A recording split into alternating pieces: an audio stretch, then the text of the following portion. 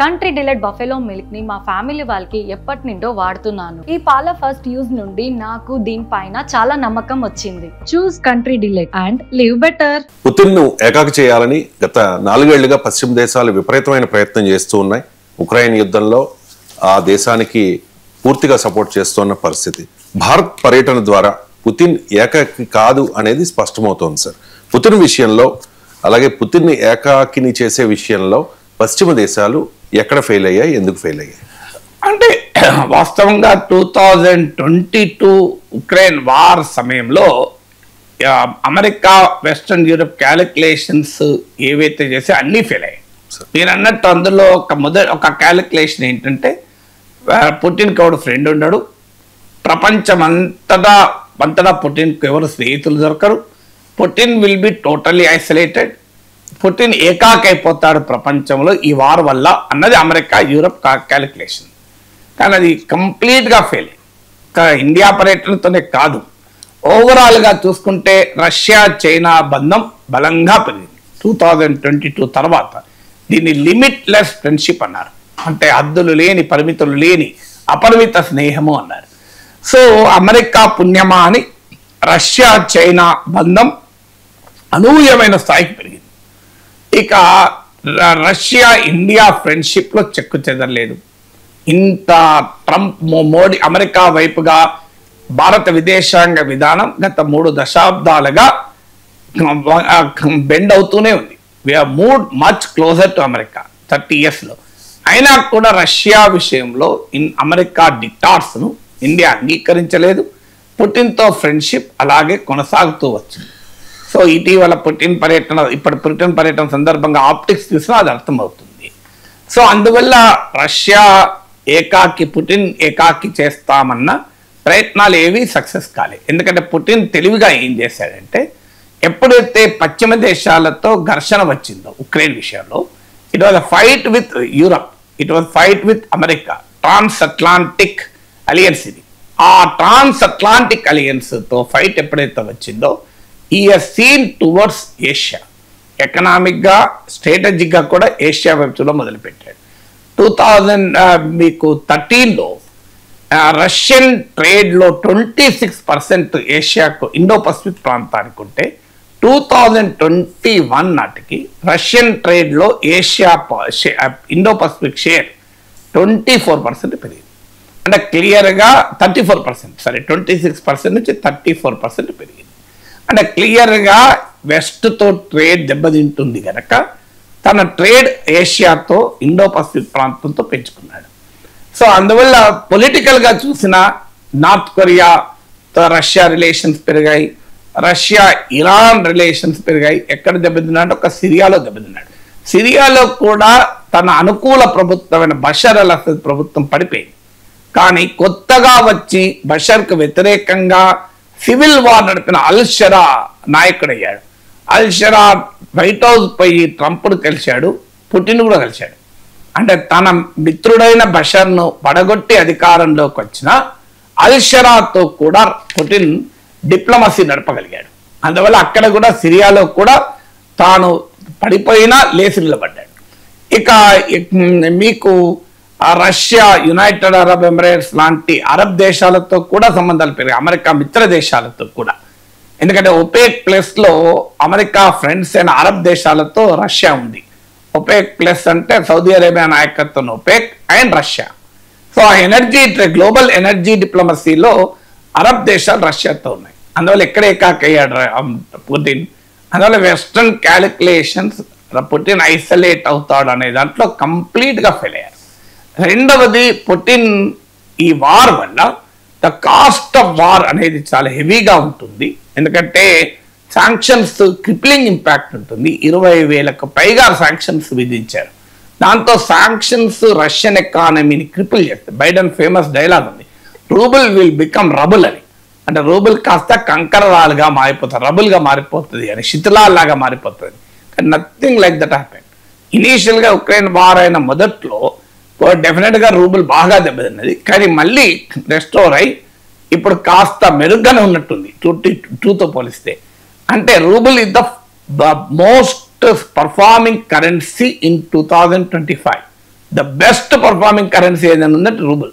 Interesting ఏంటంటే dollar విలువ 10%, 5% 10% దాకా పడిపోయింది.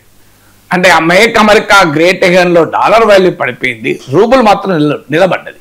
దీనికి కారణం ఏంటి? పుతిన్ అనుసరించిన స్ట్రాటజీ. ఏం చేశాడు?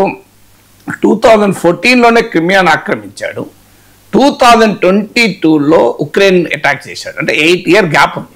ఈ 8 year గ్యాప్లో పుతిన్ ప్రిపేర్ అయ్యాడు. అంటే ఒకవేళ ఉక్రెయిన్తో వార్ వస్తే ఏ రకమైనటువంటి పరిస్థితులు ఉంటాయి, ఎందుకు తెలుసు ఏమవుతుంది? ఇమీడియట్గా డాలర్ల యాక్సెస్ను దెబ్బతీస్తారు. ఎందుకంటే international dollar trade, dollar payments, dollar వ్యవస్థ, కరెన్సీ సిస్టమ్ పైన అమెరికాదే తిరుగులేని ఆధిపత్యం. దీన్ని society for world wide inter financial telecommunication system అంటారు, స్విఫ్ట్ అని. సో డాలర్ల క్రయ విక్రయాలు స్విఫ్ట్ ద్వారా జరుగుతాయి. సో దానిపైన కంప్లీట్ ఆధిపత్యం అమెరికాకు ఉంటుంది. అది గమనించి పుతిన్ ఏం చేశాడంటే తన ఫారిన్ ఎక్స్చేంజ్ రిజర్వ్స్ను బాగా డైవర్సిఫై చేసుకున్నాడు.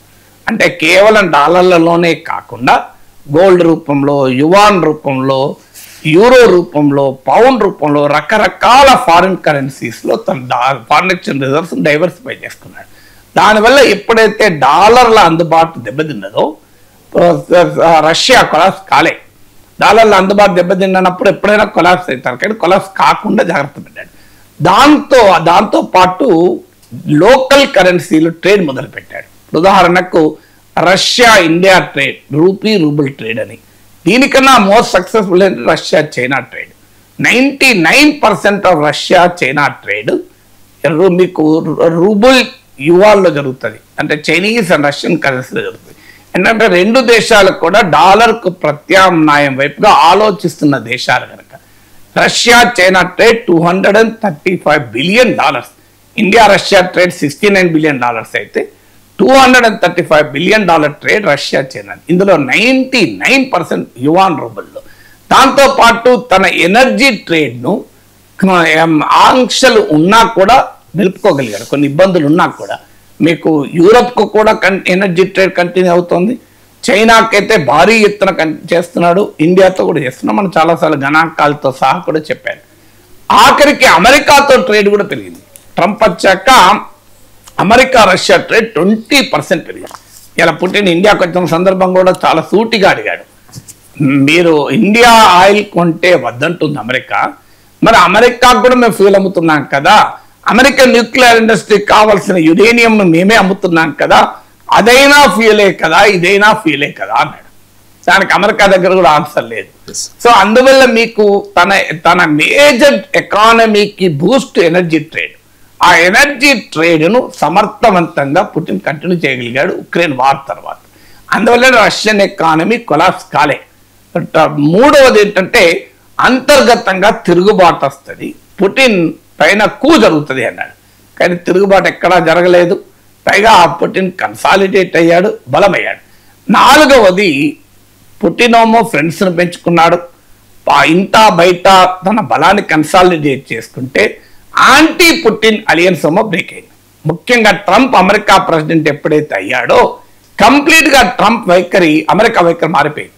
ఒక రకంగా పుతిన్కు అనుకూల వైఖరి తీసుకోవడం మొదలుపెట్టాడు. ఈవెన్ ఈ 28 పాయింట్ పీస్ ప్లాన్ లో కూడా చాలా అంశాలు రష్యాకు అనుకూలంగా ఉన్నాయి.